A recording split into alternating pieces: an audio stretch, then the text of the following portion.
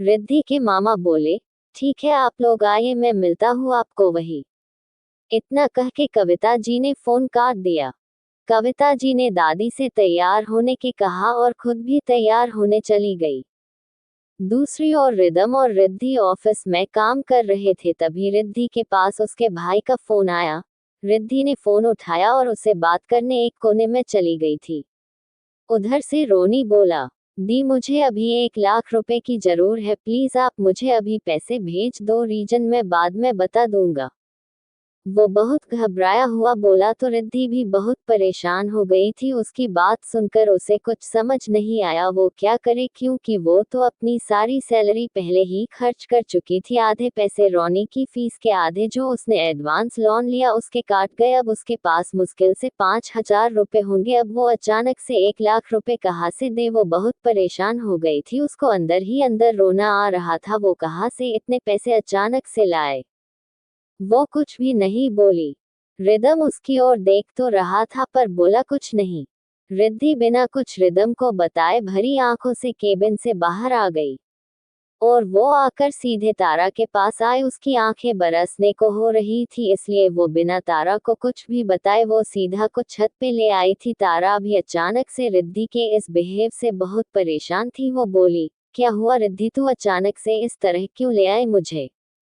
रिद्धि ने सारी बात तारा को सुनाए और बोली, मुझे जल्दी ही तू 1 लाख रुपए दे दे यार, मेरे भाई को जरूर है, वो किसी मुसीबत में है।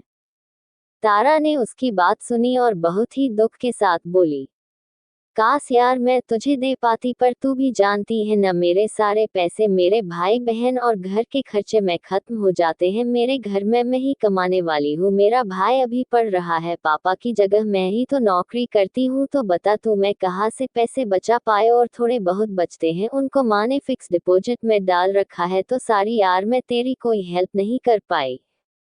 तारा की बात सुनकर रिद्धि बहुत ही मायूस हो गई। तभी उसके भाई का वापस से फोन आया और बोला, थैंक यू दीदी पैसे भेजने के लिए, और जीजू को भी बोलना मेरी स्टडी कंप्लीट होते ही मैं उनके ही ऑफिस में काम करूंगा, उसके बाद सारे पैसे लौटा दूंगा। रिद्धि रोनी की बात सुनकर थोड़े आश्चर्य से बोली, क्या पैसे आ गए, पर कैसे। खैर वो छोड़, ये बता बात क्या हुई थी। रोनी बोला, दीदी मेरी जो कॉलेज की लड़की है न, सबसे रिच, उसका गलती से मेरी वजह से फोन टूट गया था और वो 1 लाख का था, और वो मुझसे पैसे मांग रही थी और मैं नहीं देता तो वो पुलिस को बुलाने की कह रही और बोल रही कि वो मुझे झूठे केस में अंदर करवा देगी अगर मैंने पैसे नहीं दिए तो। दी मैं बहुत डर गया था, इसलिए तुरंत आपको पैसे भेजने को कहा, और देखो आपने मेरी प्रॉब्लम सॉल्व कर दी, अपने भाई को जेल जाने से बचा लिया। रोनी तो बहुत खुश था, पर रिद्धि के दिमाग में बाल पड़ गया था कि पैसे कहाँ से गए। वो तारा से ज्यादा कुछ न बोली, बस फोन पे हुई बात बताकर वापस से केबिन में आ गई और रिदम की ओर शक भरी नजर से देखने लगी। रिदम भी उसे पूरी तरह इग्नोर करके अपना काम कर रहा था और काम करते करते गुस्से से बोला, गुप्ता जी के प्रोजेक्ट वाली फाइल लेके आओ अभी के अभी। रिद्धि समझ नहीं पाए रिदम के गुस्से की वजह, पर फिर भी वो उठकर वहां से फाइल लेने आ गई थी। दूसरी ओर कविता जी और दादी दोनों रिद्धि के मामा से मिलने मंदिर पहुंच गई थी। रिद्धि के मामा बोले, कविता जी आप और दादी ने अब तक मुझे जो करने को कहा मैंने किया, अपनी भांजी को अपने आप से दूर रखा, उसे खुद इतना मजबूर कर दिया कि वो वापस लौटकर घर न आने की सोचे, और मैंने उससे रिश्ता भी आपके कहने पे तोड़ लिया था। पर अब तो आप लोग बता दीजिए आपने ऐसा क्यों करवाए, मेरी बिन माँ बाप की बेटी को अकेला छोड़ मुझे कितना दुख हुआ ये मैं ही जानता हूँ, पर फिर भी आप लोगों ने भरोसा दिलाया, इसलिए सब आप लोगों के भरोसे छोड़ मैं कभी अपनी भांजी से मिलने तक नहीं गया, ये जानते हुए भी कि मेरी बच्ची कितना रोई होगी हमारी याद में। कविता जी बोली, आप सही कह रहे, जो दीनदयाल जी पर हमने आपको भरोसा दिलाया था तो आपके भरोसे की लाज भी रखी। रिद्धि से बेशक रिदम नाराज था, पर मैंने और माँ ने उसे कभी अकेला नहीं छोड़ा, उसका हर कदम पे साथ दिया और उसी का रिजल्ट है रिदम भी अब बदल रहा है। वो धीरे धीरे रिद्धि को समझने लगा है, अब उसके साथ खुश रहने लगा है, रिद्धि भी अब उसके साथ खुश रहती है। अब मुझे पूरा भरोसा है कि वो दी दूर नहीं जब रिदम पुणे मन से रिद्धि को अपनी पत्नी मान लेगा, और दूसरी ओर हम लोगों ने जिस मकसद से रिद्धि को इस घर में लाए थे वो भी थोड़ा थोड़ा पूरा हो गया है। अगर उस दिन उस लड़की शाहनैया की जगह रिद्धि नहीं बैठती तो हमारा घर कब का बर्बाद हो चुका होता, हमारा सारा बिजनेस हमारे हाथ से चला जाता और हम कुछ नहीं कर पाते। दीनदयाल जी, अब कैसे भी करके हम उस तीसरे इंसान तक पहुंच जाए जिससे वो शाहनाया मिली हुई थी, और उस रात वो पर्दे के पीछे खड़ी होकर उससे बात कर रही थी। वैसे तो हमारे दोनों छोटे बेटे उस सच को खोजने की कोशिश कर रहे हैं, पर अभी कुछ भी हाथ नहीं लगा है। पर जिस दिन सहनाया के खिलाफ सबूत मिल जाएंगे और उस तीसरे इंसान का पता चल जाएगा, उस दिन हम खुद रिदम को हकीकत बता देंगे कि रिद्धि को मंडप में किसने भेजा और क्यों। और हम दोनों को भरोसा है कि रिदम सच जानकर और भी ज्यादा रिद्धि की रिस्पेक्ट करने लगेगा।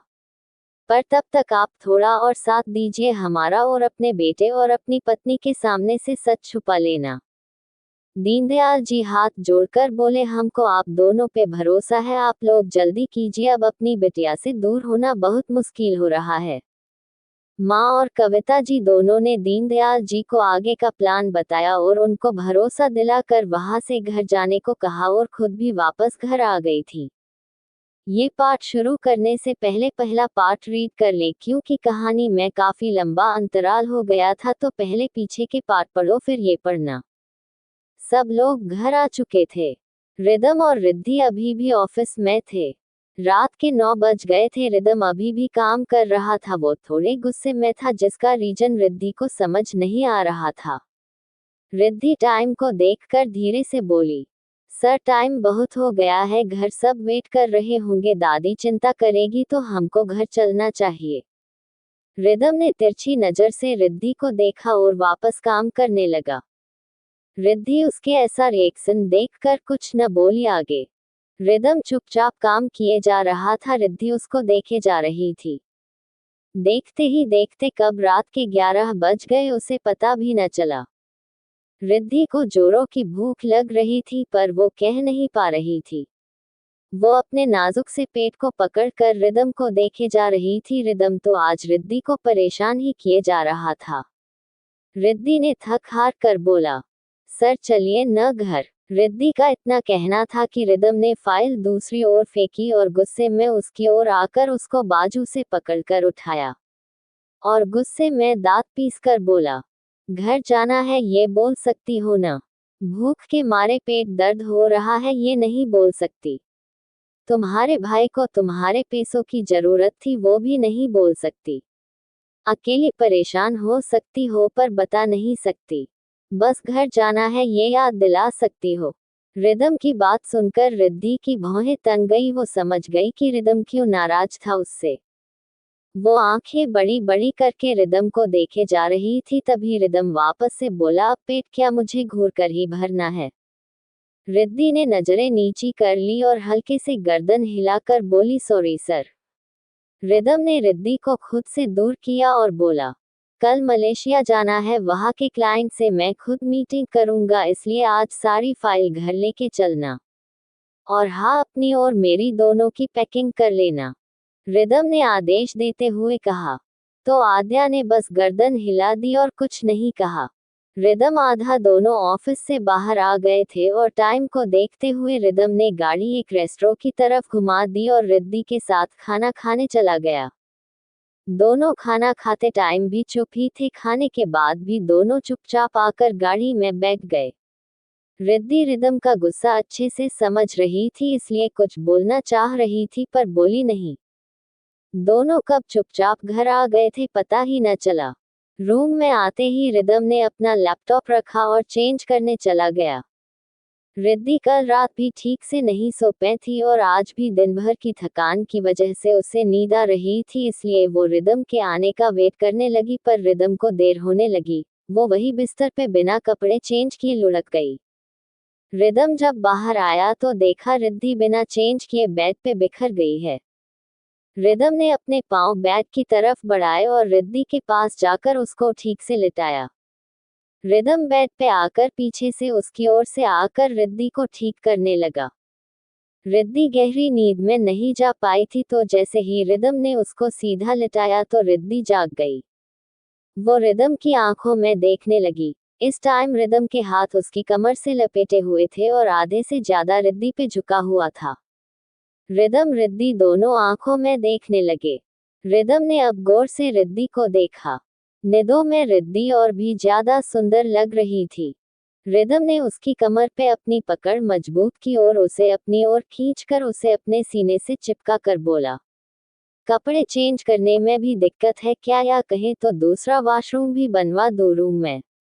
रिदम से बहुत आराम से बोला और रिद्धि के होंठों को देखने लगा। रिद्धि उसकी बातों को मतलब समझ चुकी थी, इसलिए कुछ कहने के लिए अपने होंठों को खोलने वाली थी। रिदम उसके सुर्ख गुलाबी लबों को गौर से देख रहा था। अब तक पार्ट दिल्ली नहीं आए उसके लिए माफी चाहती हूँ। कल से पार्ट दिल्ली आएंगे। आज दिवाली की छुट्टियां खत्म, तो कल से पार्ट दिल्ली। और कहानी कैसी लग रही है कमेंट करके जरूर बताया करो और शेयर और सब्सक्राइब करना न भूले। आगे का पार्ट कल आएगा।